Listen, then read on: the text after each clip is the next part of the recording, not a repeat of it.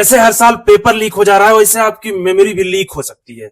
What is memory leak? ऐसे समझते हैं, you are holding memory references but आप उसका यूज नहीं कर रहे हो। जब आप कोई ऑब्जेक्ट बनाते हो, मेमोरी में उसको स्पेस मिल जाता है और यूज होने के बाद गार्बेज कलेक्टर उसको रिमूव करके मेमोरी रिलीज कर देता है।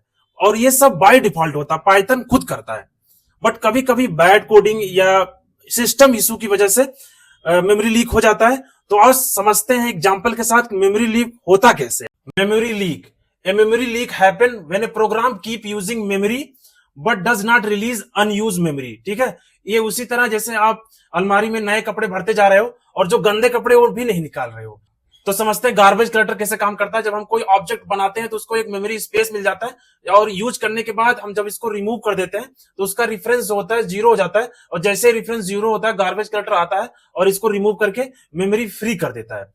कभी कभी क्या होता है, जब आप कैसे डिजाइन करते हो, कैसे यूजुअली ग्लोबल होता है, तो आप इसमें डेटा ऐड करते जाते हो। जब आप इसको मैनुअली नहीं क्लीन करते हो ना, एक्चुअली क्या होता है, ग्लोबल वेरिएबल्स के रेफरेंसेस बहुत ज्यादा होते हैं और कभी कभी एक दो रेफरेंस रह जाता है, जिसकी वजह से गार्बेज कलेक्टर इसको क्लीन नहीं कर पाता और यही सबसे बड़ा कारण बनता है मेमोरी लीक का। और कैसे में डेटा पड़ा रह जाता है, जिसकी वजह से मेमोरी लीक हो जाता है अगर बहुत देर तक सेशन चलता रहे। ठीक है, और दूसरा सबसे बड़ा इंपॉर्टेंट है जो बहुत ही डेंजरस है, जब आप कोई फाइल ओपन, जैसे मैंने यहाँ पे नीट का पेपर ओपन किया और मैंने इसको रीड कर लिया, ठीक है, और रीड करने के बाद मैं इसको क्लोज करना भूल गया, तो क्या होगा कि ये मेमोरी में मान लो यहाँ पे फाइल पड़ा हुआ है और इसका रेफरेंस मैंने फाइल में स्टोर किया हुआ है, तो गार्बेज कलेक्टर का लग रहा है यार अभी भी मैं रीड कर रहा हूँ, कुछ कर रहा हूँ, तो इसको क्लीन नहीं करेगा और ये सदा सदा के लिए यहीं पड़ा रह जाएगा।